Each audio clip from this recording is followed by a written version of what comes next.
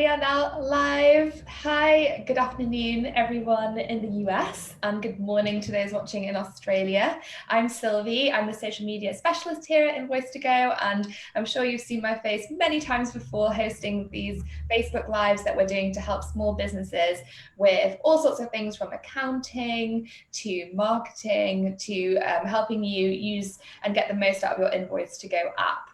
And today I'm joined by Daniel Ward, and Jell from Invoice2Go. And these guys are on my team, and we are the content and brand marketing team, with Jell being in email marketing, and Daniel is our copywriter. And we're really excited to bring this Facebook Live today, which is how to structure a small business email newsletter so that you can make the most of your email list and send out some really great content with tips from two pros from Invoice2Go. So we'll actually be referencing two Facebook Lives that we have done previously.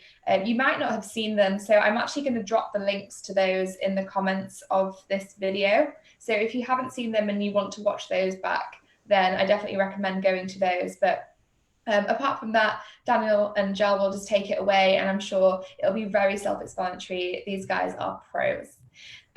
If you do have questions, then please feel free to ask them. We really want to hear your questions and help you as much as we can. You can just write a comment on this video, and we'll either get to them at the end, or if it fits into the flow, then I'll just jump in and ask Jell and Daniel as we go. Does that sound all right, guys? Yeah, sounds awesome. Great. Thank you, Sylvie. Perfect. Okay. Great. All right. Well, I'm going to share my screen to kick this off. So here we go. And hopefully you all can see my screen. Yes. Excellent. So yeah, so we're going to take you from start to finish, whether you've done, whether you have an email list or if you've never sent a newsletter before. We want to give you some advice so that you can have some success with this and just feel confident getting started. So what we're going to build on is, a few months ago, our colleague, Nat, did the 8-step marketing plan, which goes into a lot of detail about the strategy behind email, because email is just one tactic, but it's to help you meet your business's goals. So it may be worth checking that out, because your email newsletter is going to have a lot more success if you have a strategy and specific goals behind those messages you're setting out. The other thing is that in that class that Nat taught about the 8-step marketing plan, she talks about a construction company called OCMS. And now OCMS does construction typically with multifamily homes. So we're going to use them as one of our examples. However, so if you work in construction, awesome. The content will relate closely to things you might do. If you don't worry. I think a lot of these principles will apply to you no matter what industry you work in or what type of business you're doing, because you just will tailor them to your company. And if you have questions about that, you're welcome to ask us there. So again, 8-step marketing plan, worth checking out to get a bigger picture here. But the main thing is that you want to decide on some goals. Maybe that's building trust with your current customers. Maybe that's getting more leads, or just simply getting more calls for business each month. But you want to decide about your specific business goals. And then email is just one tactic, right? There's social media. There's many different tactics to meet your goals. This is just one. So Jell, I want to know, because you're the expert here. What should we know about, like, just a general overview of email marketing and newsletters? Why is that a great idea from like an email perspective? Yeah, so email marketing is great for everyone, especially small business owners, because we rely heavily on, the trust of our customers and word of mouth being digital nowadays, reviews and things like that. In my previous Business Advice Live, which so we will share the link to our blog post that captured the entire presentation from that time. It will go really into details. I went into details about, the strategy and why you need email marketing and things like that. And yeah, just, make sure to check that out. And for this class, just to highlight the benefit of email marketing a little bit, let me ask you this, Daniel. How often do you check your email? You're muted. Yeah, if I'm honest, Joe, like it's probably one of the first things I do. I wake up, maybe I make breakfast and some coffee, and then I'm on my phone checking email. I probably have email open throughout my workday. How about you? Well, seeing how I work with email marketing all day, I typically have my email open at all times. But we are amongst 91% of Americans who checks our emails at least once a day. And I'm sure this stat, I can't speak on it, but this stat is pretty high for everywhere else globally as well, especially now more than ever, where everyone has kind of had to adopt this digital nomad life because of the current season that we are in. With this global pandemic and things like that. And this is just a low cost, high value option to communicate with your customers. This is a great way for you to build and strengthen your relationships with your customers and clients.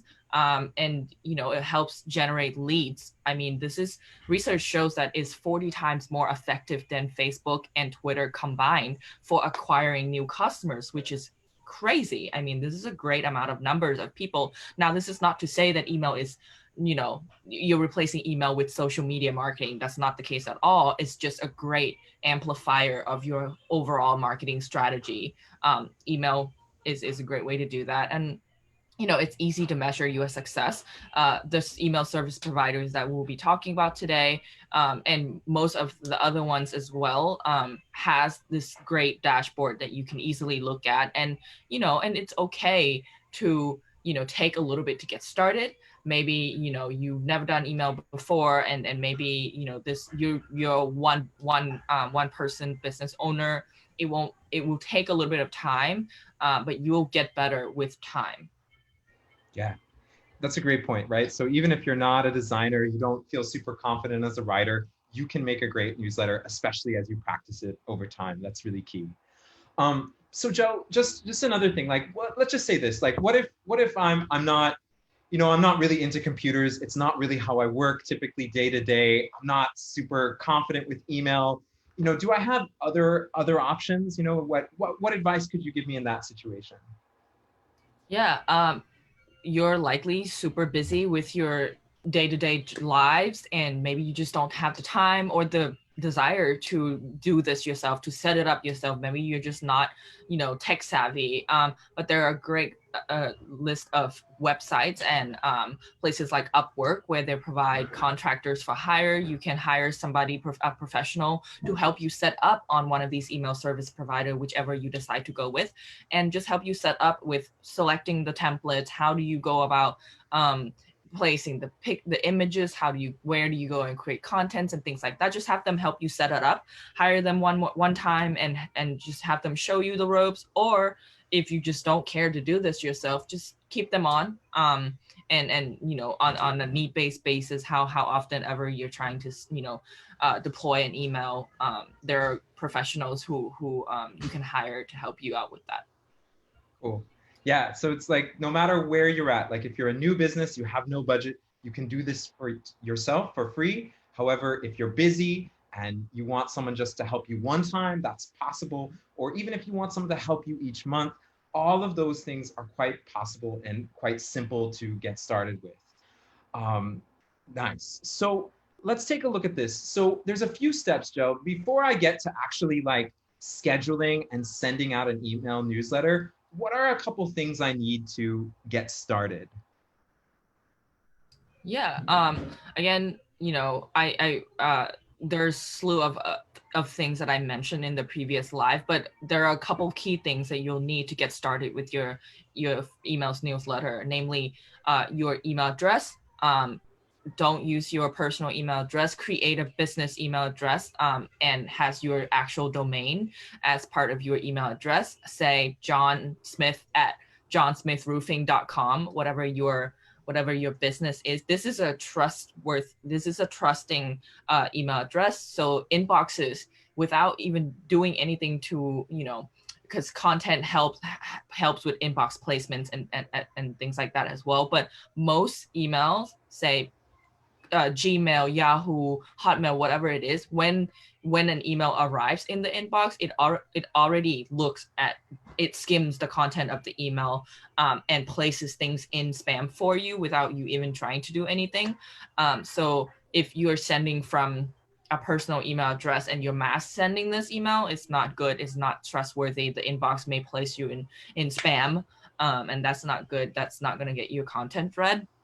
And second thing is you need a list. You need an audience list, which we'll touch on a little bit later in this live, and how to acquire your list and the importance of list hygiene. I covered that in our blog post as well. And, there's just a couple of key things, but the main thing, just remember, don't use your personal email address.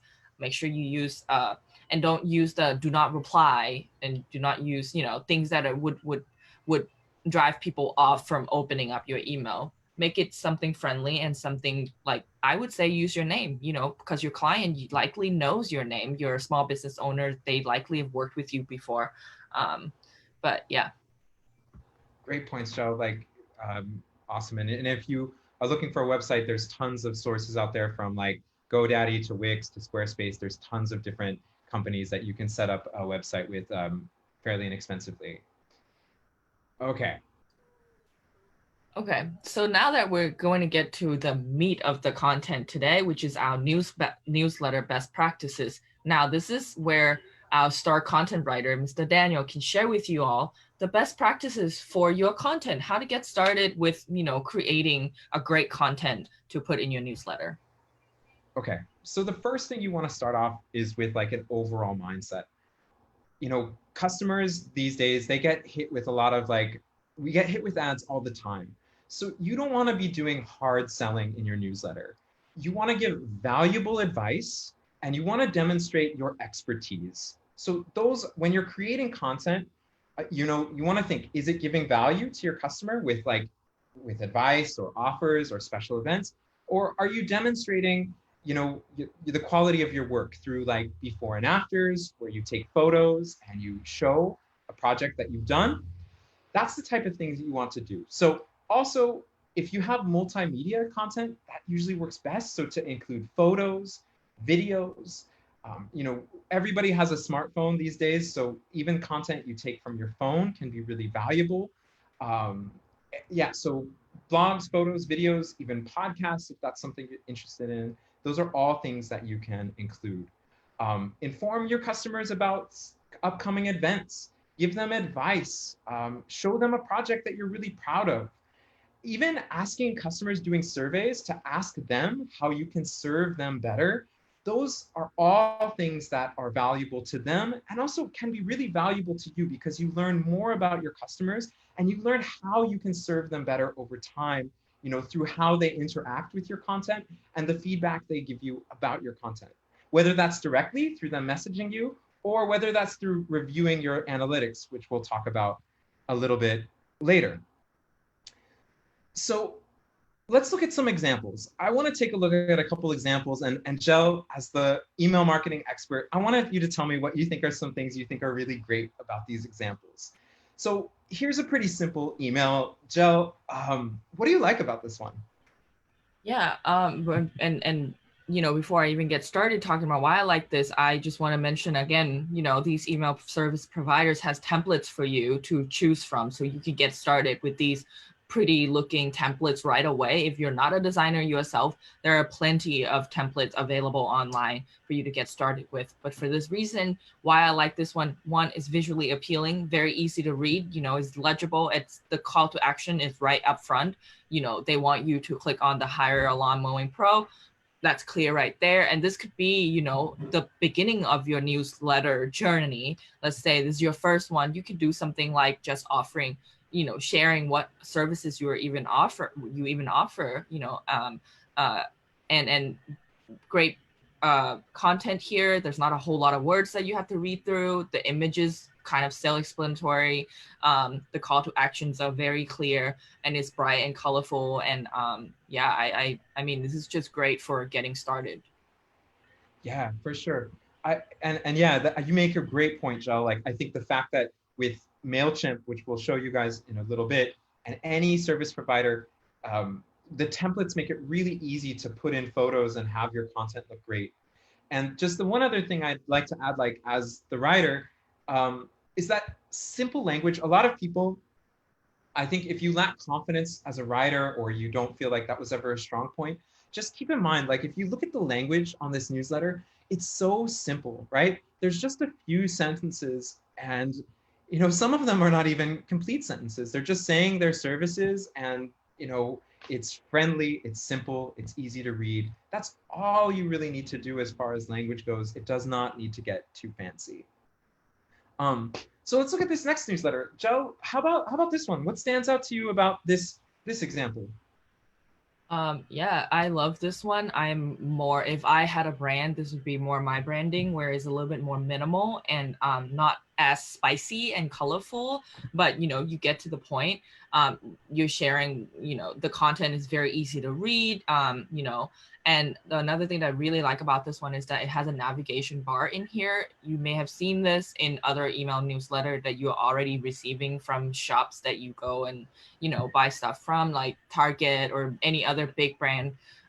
Usually includes a navigation bar in their emails, so that it would drive people back to your website to then begin to purchase your services or items that you offer.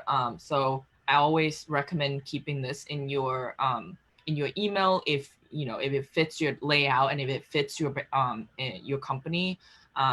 But yeah, it's just super simple, easy to read, nice big image, not a whole lot of words to get through. And the navigation bar is, my favorite thing about this email. Yeah, I totally agree with you, Jell. I think those things are going really strong here. Let's look at one more. How about this one? What stands out about this one here for you? Well, now if you're more spicy and colorful, this would be the kind of email for you. It's bright, it's big, it's bold. You know exactly what this email is offering. And the call to action is clear there. That's where you go to grab this offer that they're presenting.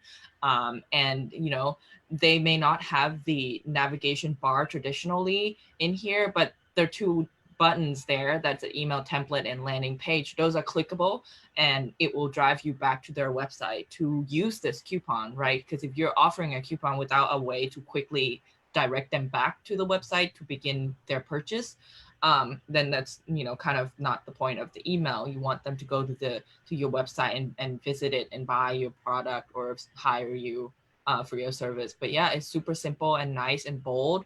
Another thing I wanted to call out is the footer here has their social media links in here. I highly recommend you having a standard footer and a standard header, so that when they receive another email from you, they know exactly who you are, kind of setting up a brand standard for yourself. And remind people in your footers that like you have a presence in other social media platforms, in that way you can drive them to those platforms, and include them all, include all the ones that you have presence in, because not everyone has all of these different social media platforms.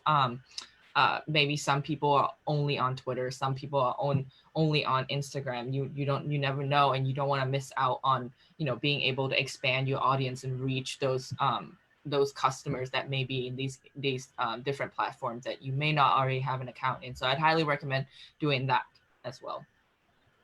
Awesome. Yeah, great. Those are like awesome points, Jell. So I want to take a look now at the newsletter we created for OCMS, the company I referenced, the construction company we referenced at the beginning of this live. So I want to take a moment to talk a little bit about the content they're sharing. So here in their newsletter, they're sharing a link to a multifamily home project that they worked on, and they're sharing a before and after. So one of the links here is connecting to a project they did. And the goal of that content is to show how great their work is, how they had a challenging project, they delivered the results, and now these beautiful like apartments stand there that people actually really love. The other piece of content, because a lot of their audience, they're property owners, like multifamily home, owners or managers, they're also giving some advice because now, we're heading towards winter. This company operates in Ohio, where the winters get quite cold. And they're going to give some advice to prepare to give property owners to prepare for winter so they can protect their investment. And they just made a video for this that they're hosting on YouTube and just giving them advice, right? Talking to, the camera to share tips that they've learned through their expertise. So they're giving valuable advice and they're showing their expertise. And again, just from the language side, right? It's just a couple sentences, just friendly, saying hello, welcoming them, and explaining a little bit about each piece of content. Yeah, Joe, what about you? What do you like about this email, and what stands out to you about this one? Yeah, so for OCMS, we kind of took the literal newsletter approach with their brand, with the design of this email, which I love. We're calling it the OCMS News, using a sort of like newsletter looking font. I think that fits their brand really well, and we played with the light blue background that matches and complements their logo, and we use big imagery here, and there's not a whole lot. There's just 2 big images, and I just want to call out that emails traditionally are 600 pixel wide, and that's the width of the images that I would recommend you use, because like most people open their emails on their phone, so the smaller the images are, the less it becomes legible. If you open this email on your phone, you can still see the big bold play video button on this image, and these are your call to action. You want people to click on these images, so make sure that is full width and it's nice and clear. Don't use blurry images, and things like that. And another thing I really like is the spacing in between the different paragraphs. It's very easy to read. Make sure that you give ample padding between sentences and not just a whole lot of run-on sentences. Make it easy for people to read. And then we did the same thing for the footer here in the previous the example that we showed you guys, which is including the social media links in their footer, as well as their address. That's where you can contact them. And this will be on all of their newsletter. Again, it's a great reminder for people to visit these different social media platforms. Maybe they didn't even know that you have Instagram, or maybe they weren't on Instagram last month, but now they're seeing this newsletter and they realize, oh, you guys are on Instagram too, so let me just go ahead and visit and see what because maybe you're offering holiday discounts and things like that on different social media platforms. Maybe you're not always going to be sending out an email about a discount, especially if you're just trying to get in touch with people who are local. So it's a great way to remind people of your presence on all these different platforms. Totally. Yeah, I think all those things are awesome. It's great. So moving to the next step. So I hope we've showed you some examples. Now we'll show you how to set this up with Mailchimp. Now, just so you know, there are many different options. And in Jell's email masterclass, which we linked to, she talks about a couple other options that work. However, Mailchimp is a simple to use option. There are free versions of it as well as paid versions. So no matter what your budget is or where you're at with your business, I think it has something to offer for you. So basically setting up an account is pretty straightforward. There's just a few things you want to look for. So just going to Mailchimp.com, filling out your information. But there's 2 things that you want to pay attention to. One of them is you want to make sure you enter your website URL. This is because it will scan your website and create a custom color palette for your newsletter. So your newsletter will match your website and it will help you keep your branding looking consistent. So that's important. The other thing you want to do is make sure you select your industry. So maybe it would be construction, whatever you happen to work in. And even if you're not really sure exactly where your industry fits, it's useful to select something because it'll compare the analytics of your newsletter with others in your industry. So you'll get to see, you'll get to some comparison to kind of give yourself a benchmark of how your newsletter is doing. Is there anything you want to add on that, Jell? Any other thoughts? Yeah, I just wanted to quickly highlight the importance of these, forms that you are filling at first sign up. You may find that you may think that it's a bit daunting. You don't really want to put in all these information because you just want to go into the templates and you just want to plug and play.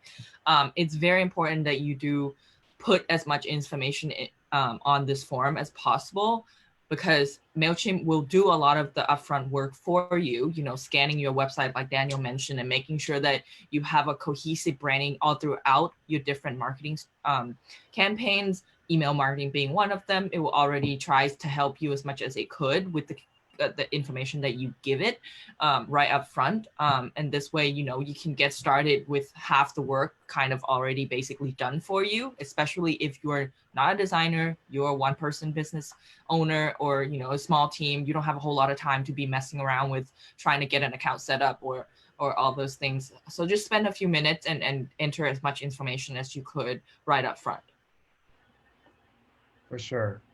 So I want to show you guys something that I think can be very useful. So if you've been an Invoiced subscriber for a long time, or at least for a while, maybe you've worked on a lot of projects or a few, starting your email list can be, or adding to your email list from Invoice to Go can be quite simple. So Invoice to Go allows you to export your client list, which then you can upload directly to Mailchimp for your newsletter. So it's a pretty simple process, and I just want to walk you through doing that really quick. So it's a simple process, and we'll just take a look here. So I have here Invoice to Go logged in on web, and hopefully you have more paid invoices than I do right now.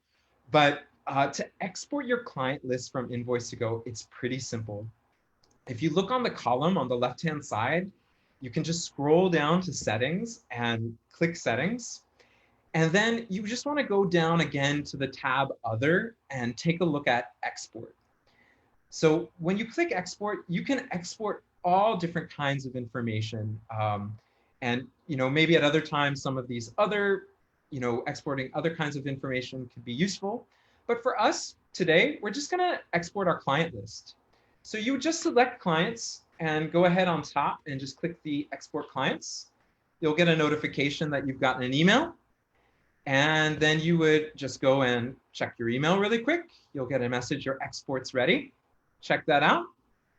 And you can download that list to your hard drive, and it's a CSV file.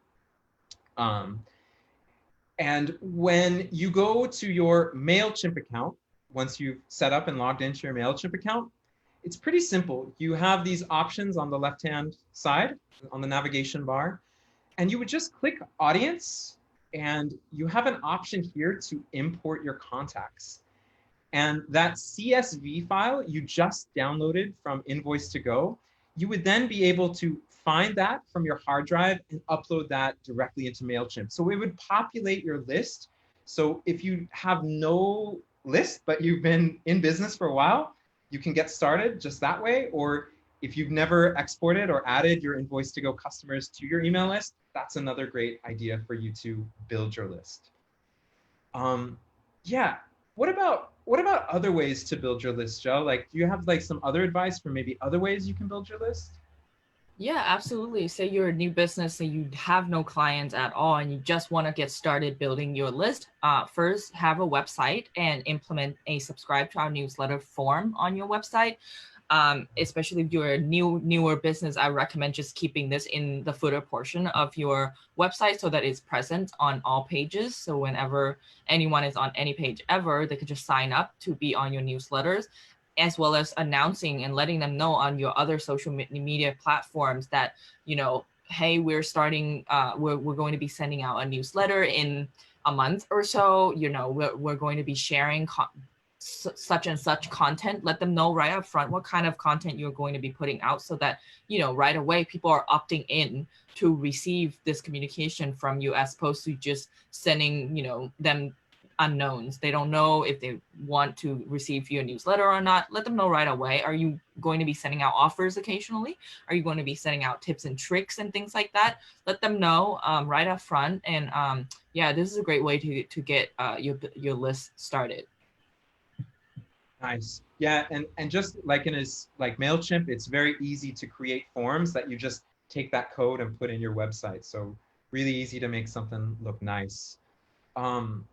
Yeah, so when you're creating a newsletter, you'll see in Mailchimp, there's an option of just creating a newsletter campaign and creating a template. There's some free templates that are pretty similar to what we showed you with our OCMS example. They also have paid templates if that's something that you're interested in. Make sure, a couple things, you want to make sure you name your title, and you want to make sure that you track your opens and you track your clicks, because that's going to help you track your messages. Is there anything else you want to add to that, Jell, about, when you're setting up your newsletter and creating a campaign? Yeah, I would just really, really pay attention to your naming convention. This is going to play a big role in your analytics later on.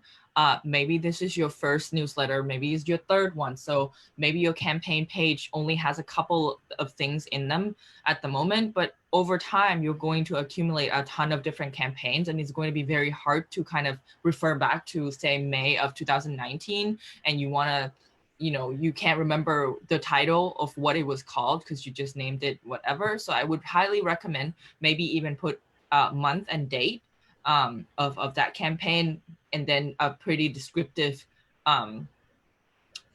name for, say if this is a newsletter, or is this a product update, or is this whatever it is, make sure that it's, you can remember it yourself. Or if it's not you who is going to be handling this later on down the line, make sure that anyone could, come to this dashboard and know right away, okay, I can refer back to whenever to go grab a piece of content that maybe you shared and want to reshare and things like that. But yeah, it's really, really important to have a standard naming convention for your campaign names. For sure. And one other thing I want to add is about your subject line. Your subject line is one of the most important sentences you will write. This is when someone sees your message. It's the text that will kind of compel them to read your newsletter. So take some time to write a subject line that's interesting, that you think that would get your readers to open it. And there's a tool by CoSchedule. It's called the Subject Line Analyzer. It's pretty easy to use. I would just say you don't need to spend all day working on subject lines, but to put some thought and to try to think of something that's interesting, that's going to make a difference to how many people open and read your newsletter. So just make sure you spend a little extra time and give a little extra care to that section when you're setting up and getting ready to send your email message. Okay, so yeah, and one other thing I guess I can mention here as on the content side is that making sure, just again, you want to keep your language simple. You don't want to write complicated sentences, and really you can keep the text pretty minimal. Like I think you saw in our examples that there's not a ton of text in the newsletter, but make sure you check your spelling and make sure that the grammar looks correct. Services like Grammarly has a free service that you can run the text through, and it gives you a lot of great suggestions, much more than Microsoft Word or just in Google Docs or other services. So maybe take a minute also to review your text, make sure everything looks good. Because that just makes sure you have a professional image, right? When all the text looks professional, you look professional, and that builds trust as well, right? Because if there's a lot of mistakes, even if people aren't conscious of it, they may not feel as much trust with your company. So just be careful of that. So Jell, let's say I've finished my newsletter. I'm really excited. My template looks great. My content looks great. I checked my writing. I got a great subject line. Should I just press send right then and send it out? I think you have to kind of think about the strategy of sending out your newsletter because timing can have a high significant impact on how many people will read your messages. A couple of obvious things not to do is like sending an email in the middle of the night. No one is going to be awake to read that for you. So just remember that timing is a significant impact on how many people. So usually, in not industry specific, Tuesdays and Thursdays tend to be a really good open raid days for email email marketing. So, but again, it depends on your audience and what type of industry you are in. So this is why I say, you should have a great naming convention so that you can begin to analyze the stats of your email campaigns, and just change things around, test everything. Try to send an email at 8 a.m. Try to send an email at 1 p.m. Try it at 4. See which one gets the best performance for your specific audience group. But you can fine tune as you go. You can look back at, say you've done email campaigns for 3 months now. Well, in these 3 months, which one did the best? And then you can look at the content, like, subject line, content, time of send. All of those things played a role in how well your email will perform. But yeah, just make sure that you test all of these different components of your campaign, and just, take note of what's doing really well and what's not doing so well, and improve as you go. Definitely. Those are really good points. And I think that ties into my next question for you, Joe, like to talk about a little bit about analytics. So, I've scheduled my newsletter, I've sent it out, and let's say a day or two pass. What do you think are some important things about like reviewing and judging the success of my newsletter? I know you touched on that a little bit, but is there anything else that you'd want to say people should really look? Yeah, for sure. So, again, going back to like when you signed up with Mailchimp, make sure that you select your industry, because it's going to be really helpful for you to analyze your metrics against those that are in the same industry. That's number one. Open rate, obviously, the higher the better, but it would be best that what are the average open rate for your industry specifically, and then click rate, how many people are actually interacting with your emails. And on these, on the different service providers, sometimes they'll even show you where on the email are people clicking. Take note of that. Are people clicking on the your social media a lot, or are people clicking on the navigation bar to try to go back to your website a lot? All those things plays a role in how you can improve upon your campaign in the upcoming next month. Say you're gonna improve the next one, and give it a couple of days. Once you've deployed your email, people don't open their emails right away. Give it a good 48 hours, if not more, before you get kind of like a steady flow of open rates, because within the first 24 hours, you're not going to see a true metric for your open rate or click-through rate. Give it a couple days, and and emails, the stats will kind of grow for a while after the email has been sent. I mean, I've seen metrics go up for weeks to come after you've sent the email. Maybe they saw the subject line and they know what this email is going to be about from just the subject line, and they just don't have a use for it yet. Say it's an offer email, and it says this week only, so they may wait a few days until the end of the week before they even decide to click on this email. So just give it a couple of days and take some time to look over your data. I recommend analyzing it thoroughly quarterly, so that you have a couple of campaigns to kind of compare against, and do this more as you improve upon these different campaigns. And seasonally, try to strategize, put a strategy in place for the holidays to come. Say, it's December is a big holidays month, and that's where all the discounts and things like that are coming. So start thinking about that leading into December, so that you have a plan in place. Maybe compare to the previous year, what did well last December. Maybe we'll do that again. And just look at this often, and test everything. I mean, test your subject line, test your content, test the keywords within the content. Make sure that you're not using a whole lot of spammy kind of words, like a ton of free everywhere. That's going to get your inbox, that's going to get your email placed in the spam box quite immediately. Just try to be artful with your content, with your word, because you're working with the analytics behind these inboxes. You're not dealing with a real person, so they don't know that that this is a real content or not. Just keep in mind that you start with something smaller, that's fine. If your open rate is a little bit smaller and not as good as you would hope for, 50%, as you can see here, it's high. That's really, really high. That's more than 50% of people in your list that opens the email. So like, don't be upset if your first newsletter got 20%. That's totally fine. Again, look at some industry standards, look at some averages so that you know what you're trying to even compare against. And yeah, in this next slide, we talk about if you're getting between 15 and 25% open rate, you're doing really well. You're doing really well. And 2.5% click-through rates, you're doing really well. You're on the right track. Now, like I said, don't be upset that your first campaign just didn't do so well, that didn't reach past 15%. Look at why you think that is. Maybe try a different subject line. Maybe try to add a little bit more imagery. Maybe change the layout. But yeah, just look at your analytics often so that you know how to improve upon it moving forward. Yeah, great points, Jell. I totally agree with all of that.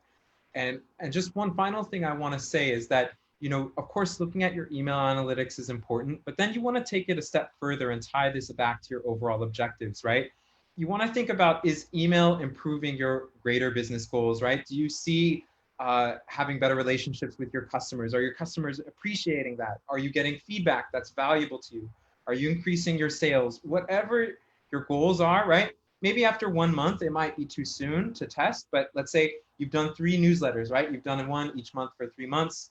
Has it had an impact? So, kind of looking back and tying things back to your strategy and improving your strategy over time is really what makes this powerful. So maybe while the first month you might not be so like, see major results, over time, it can be enormous and really do big things for you. So I would say when you're doing this, think of this more long-term and, analyze and review, within a few months' time to really know the effect that it's having on your business. Yeah, that's great points. And just to again highlight the importance of setting up goals for your business. What are you trying to accomplish with your newsletter? Are you trying to acquire 25 new clients monthly, or are you trying to gain followers on your different social media platforms? What is it that you're setting out to do? That way you have a baseline of what you're trying to meet, and just again, you will get better over time. Study your analytics often, and give yourself some time, especially if you're doing this alone. Give yourself some time and Google everything. I mean, I Google everything all the time. And then don't be ashamed if you don't know something. Google it. That's why it's there. Ask the internet. They have answers for literally everything. So yeah, I hope this was just really helpful for you guys. We'll stay on for a bit to take some questions if you have them. But I think we can pass this back to Sylvie. Yeah, that was so awesome. So while you were talking, I actually ran a poll with the people that were watching to ask them if they had sent an email newsletter to their customer list this month. Daniel and Jell, can you take a guess at what % of people have sent a newsletter and what % didn't send a newsletter? Oh gosh. Ooh, I want to say hi. I want to say that you guys are sending emails, but I'm gonna say 25%. Daniel? Okay, I'll go optimistic. I'm gonna go real optimistic. I'll say 50%. Okay, I'm gonna share the results now on Facebook. The results were that 91% of people have not sent an email this month, and only 9% did. So I think with that in mind, this presentation and Facebook Live has been so helpful with showing like what is possible and what you can do. So that is an awesome job, you guys, where I think everyone watching is going to find it so, so useful. I actually did. Yeah, and firstly, what do you think about those numbers? Man, I mean, but that's totally fine that not a lot of people are sending emails right now, but that's why you're watching. Maybe you're thinking about sending emails, and now hopefully I've shared enough benefits of email marketing that will entice you to begin to think about sending your first email. But you guys, these are yours to lose, right? These people want to hear from you, especially if they haven't done business with you yet. Like I said, 40 times more effective than Facebook and Twitter combined. So, go ahead and do some research. Maybe you're not so sure what content you're trying to share. Do some research. Go to reallygoodemails.com. They have a ton of examples from many different industry to just to get some ideas of what you could be sharing with people. Yeah, and then I actually ran a second poll just to kind of find out what people would want to include in their emails. So I'm just sharing those results now. And 75% of people said that they would share recent projects, and 25% said that they would share special offers as the most likely thing. And no one wanted to share company news. So that's fair enough. I think recent projects is quite a good place to start. It shows your expertise. It's also kind of sharing company news. And it can entice people to actually get in touch with you to talk about something that they've got in mind. So if you're a bit stuck on content, then taking some pictures and sharing your recent projects could be a really great place to start with your first email newsletter. I agree. And just one thing I just want to say to that is like those showing off that expertise and just keeping the language simple, like keeping it how you talk with your customers in real life. It doesn't have to be anything fancy, just simple is best, and how you talk in real life is a great way to communicate through email as well. Yeah, awesome. There is one question. Can you have too many images in an email?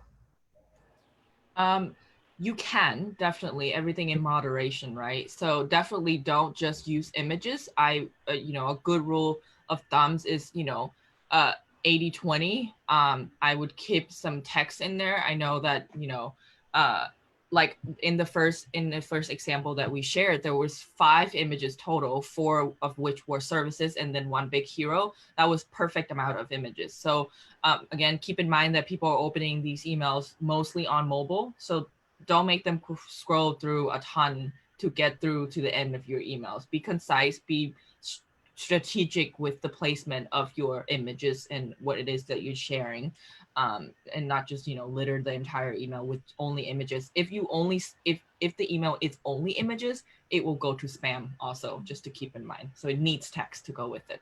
I think one thing to bear in mind as well if you're using images in an email is to make sure that the file size is quite small. If you're taking a picture on your iPhone or Android phone and putting that file straight into an email, that is probably a few megabytes big, and that would take so long to load, and people will not be able to see that image properly, and it might not even go to your inbox because the email provider sees it as spam. Is that correct, Jell? That's what I've always... Yeah, absolutely. I would advise keeping it at a couple of 100 kilobytes per file. If that's, for me, that's even too much. I try to do 100, and there's many compression websites that you can use for free to compress your raw file. But just as Sylvie mentioned, the larger the image, the longer it takes to load, especially in platforms like Outlook and things like that. Sometimes may not even show your image at all because it's just way too large for it to download. So just keep that in mind. High quality, but you can definitely keep the file size down. Yeah. Joe Donovan asked a question about there being an extra cost for exporting your clients, and the product team wanted to let you know, Joe, that there's no extra cost to do that. It's available on all plans. As Daniel showed, it's very simple to do. You can head to that on your desktop version and it's in your settings. So if you're using Invoice2Go and you just want to quickly blast everyone, you can have their details in a CSV format in a matter of seconds. I think that's a really great feature and not that many people know about it. So if there's any more questions, now's a time to ask. If you aren't watching this live, you're watching it back later, feel free to add your questions because we always check to see if there's any afterwards so that we can get back to you.